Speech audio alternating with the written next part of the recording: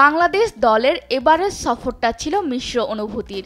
এক সমতায় সমাপ্তি ঘটেছিল টেস্ট সিরিজের। ওয়ানডে সিরিজে ভালো খেলেও স্বাগতিকদের কাছে হোয়াইট ওয়াশের লজ্জা পেতে হয়েছে টাইগারদের। তবে শেষটা ঠিকই রাঙিয়েছে লিটন দাসের দল। এরপর প্রত্যাবর্তনের দুর্দান্ত গল্প লিখে টি-20 সিরিজে ক্যারিবীয়দের বাংলা ওয়াশ করে সফরের 16 কলা পূর্ণ করেছে বাংলাদেশ। টিম টাইগার্সের ট্রফি কেসে নতুন ট্রফি সাজিয়ে রাখতে এবার দেশে ফেরার পালা।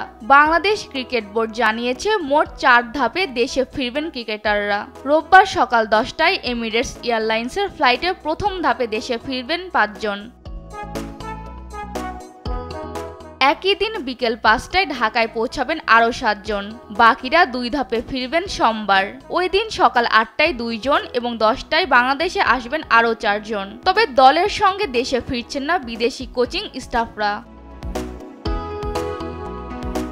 বিসিবির ক্রিকেট অপারেশন সূত্র জানিয়েছে, বিদেশি কোচিং স্টাফরা দেশে ফিরে যাবেন বড়দিনের ছুটি কাটাতে। তাই দলের সঙ্গে দেশে ফিরবেন দেশি কোচ মোহাম্মদ সালাহউদ্দিন। চলতি বছরটা সিরিজ জয় দিয়েই শেষ করল বাংলাদেশ। ব্যাটার বোলারদের দুর্দান্ত পারফরমেন্স বেশ আত্মবিশ্বাসী করে তুলেছে টাইগারদের। নতুন বছরেও এই ধারা অব্যাহত রেখে দেশবাসীকে আনন্দে ভাসাবেন এমনটাই প্রত্যাশা ক্রিকেট ভক্তদের।